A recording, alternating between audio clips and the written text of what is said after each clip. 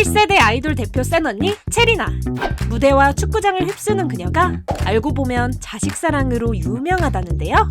방치견이었던 영순이를 가족으로 맞이해 평생을 지켰던 체리나의 따뜻한 이야기 지금 시작합니다. 안녕하세요. 가요계 30년 넘게 지금 활동하고 있는 룰라 디바 체리나입니다. 반갑습니다. 지금 제가 함께 살고 있는 이제 아들딸이 있는데요. 목숨과도 같았던 박영순이라는 아이가 있었는데 그 아이의 새끼들. 그래서 그 두 마리를 지금 키우고 있어요. 네.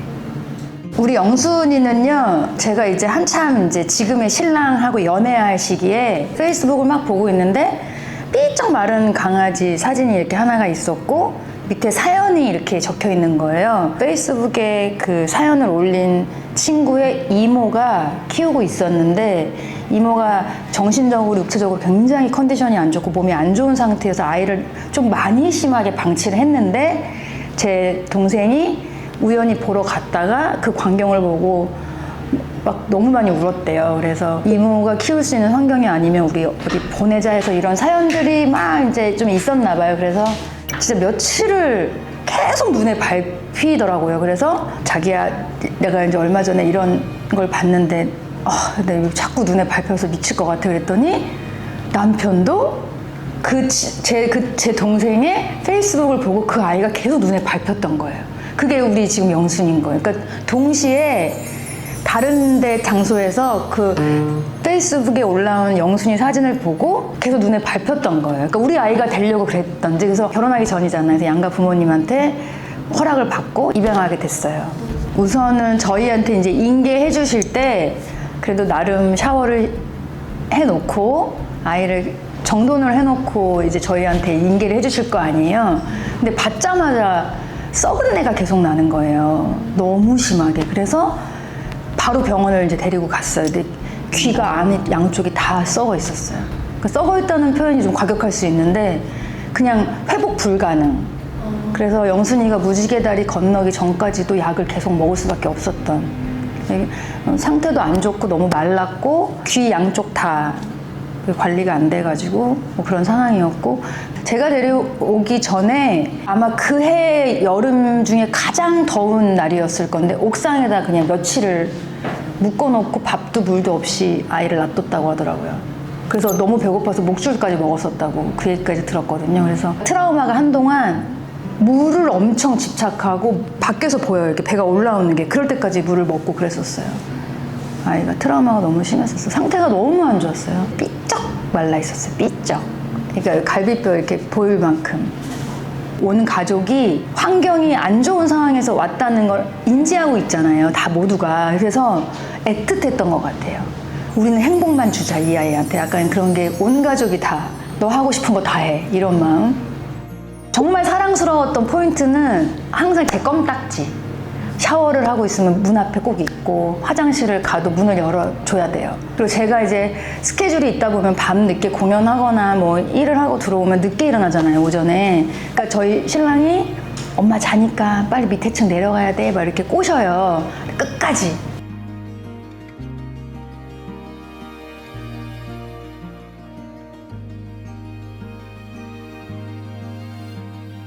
그런 거 보면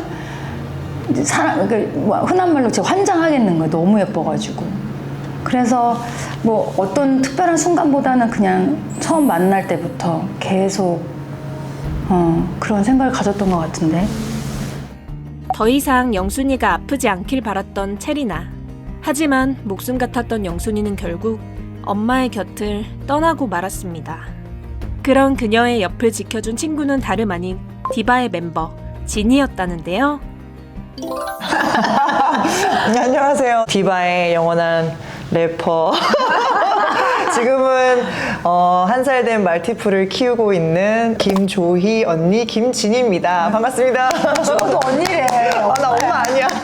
한 4년 전, 5년 전이니까. 한 4살? 아니지. 6살. 6살 좀 받겠다. 제가 봤을 때는 딸 이상으로, 그치? 그런 저한테는 뭐 감히 얘기하는데 자식이지. 자식. 영순이가 오늘 내일 하겠다 이게 이제 오잖아요, 마음이. 알잖아요. 그래서 계속 스케줄도 취소하고 종일 애기랑 이렇게 있고 케어하고 있었어요. 그래서 잠깐 이제 잠든 사이에 엄마 나 한 10분만 자고 올게 이래서 올라갔는데 밑에 층에서 소리를 막 지르는 거예요. 그래가지고 이제 내려갔더니 이제 영순이가 그 마지막 순간을 제가 못 봤어요. 계속 옆에 케어하고 있다가 마지막 순간을 못 봤는데 그때도 이제 진이가 달려와 줬어요. 그런 걸 처음 봐서 엄청 울었어요. 진이. 저는 처음 봐 이렇게 나오냐 얘기하기 싫어. 나 얘기 못해. 저 싫어. 네. 가기 전에 이제 치매가 조금 심하게 와가지고 그거를 한 8개월 정도 점점 심해지다가 이제 무지개 다리를 건넌 건데 제가 이제 일 끝나고 집에 들어오면 막 주위에 뭔가를 찾아서 입에 물고 저한테 와야 되거든요. 그게 속도가 늦어지기 시작했어요. 이런 뭐 모든 감각이 무뎌지고 있다는 걸 그때 처음 왜 영순이 안 오지? 어딨지? 이렇게 되더라고요. 그래서 우리 영순이도 이제 늙었구나 그런 생각을 했고 옆에서 제가 봤잖아요. 되게 불안해 한 게 느껴졌어요, 사실은. 그러니까 뭐 신경이 이렇게 막 예민하다거나 이런 게 아니라 무의식적으로 계속 생각을 하고 있었던 것 같아요, 언니가. 그치? 뭐 어디 뭐 스케줄을 가든지 아니면 우리랑 뭐 이제 일이 있어서 다니다 보면 그 영순이에 대해서 신경 못 쓴다는 약간 지금도 있지만 아직도 갖고 있지만 미안함이 너무 많아요. 해도 끝이 없는데 내가 이때 이랬으면 내가 왜 그때 엄마 나 잠깐 자러 갔다 올게 왜 그랬을까부터 막 별의별 게 다 막 생각이 나고 제가 극한 상황에 있는 애를 데리고 구조했다고 생각이 또 하기도 했지만 온 가족이 이렇게 다 사랑한 강아지는 처음이었던 것 같아. 애기는 이별한다는 거 느꼈을 때는 일이 손에 안 잡혔고 근데 너무 맞아. 중요한 스케줄들도 많았고 근데 이제 멘탈은 날아가 있고 계속 영순이 나 없을 때 만약에 무지개 다리 건너면 어떡하지 막 이런 불안감으로 막 계속 지냈던 것 같아. 진짜 이게 말로 표현이 안 돼요. 네, 맞아. 사실.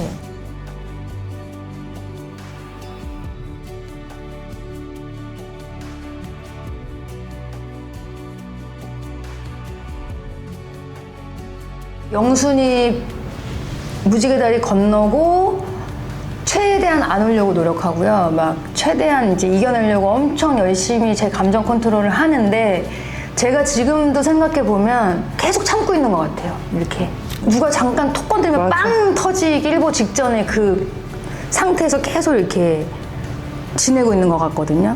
근데 저는 영순이를 만나면 엄마랑 있을 때 좋았어? 네. 내가 좋은 엄마였니? 이거 물어보고 싶은데. 이 친구가 그 좁은 데에서 연수 올라가 연순이 가자. 알았어 갈게. 영순이를 입양하고 나서요 일이 너무 잘 풀렸어요. 돈을 너무 많이 잘 벌었어.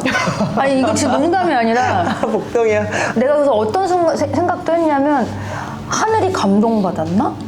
왜 나한테 이렇게 좋은 일이 자꾸 생기지? 이럴 정도로 그 아이가 들어오고 나서 집안에 막 꼬이던 일도 다 풀리고 정말 막 모든 게 너무나 일사천리로 잘 됐었어요. 그래서 와 진짜 복덩인가 보다 이놈아 막 이러면서 저희가 우리 영순이 고마워 막 이런 얘기 많이 했었는데 그 영순이는 저희 집의 보배였고 아마 평생 가슴에 묻고 살아야 되는 아이고 그래서 제가 영순이 작품을 하나 부탁을 해서 만들었어요. 교수님이 한 분 계신데 이렇게 실로 작업해 주시는 분인데 원래 안 해주시는데 제가 간곡하게 부탁드려가지고 바쁘신 교수님께서 작업을 해준 그 액자를 걸어놓고 아침마다 인사해요. 안녕. 아직도 제 옆에 있습니다. 네.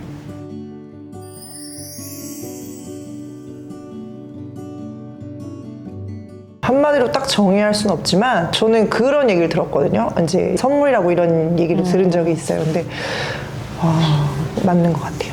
공기처럼 뭐 바람처럼 이렇게 스며드는 그런 굉장히 큰 기쁨, 선물. 우리는 뭘 선택하면서 살잖아. 근데 이게 선택을 했을 때 실패도 있고 뭐 실수도 있고 뭐 여러 가지 뭐 이게 있지만 이 아이들을 선택했다는 거는 그냥 1000% 1000% 다 그냥 다 좋은 거. 저는 그렇게 생각이 들어요.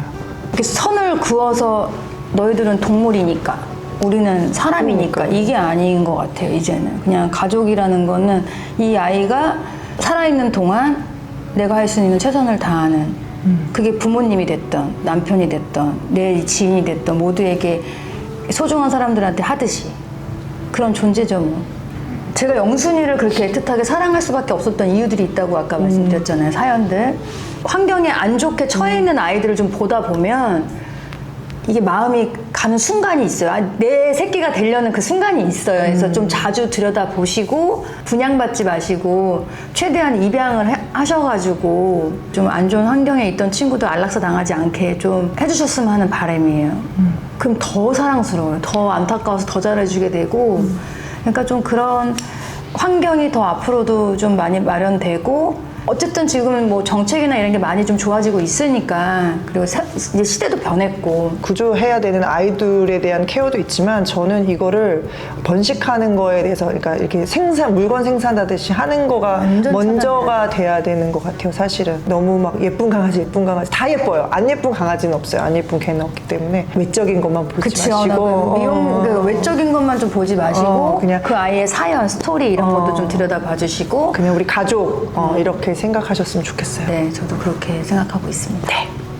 사지 말고 입양하세요.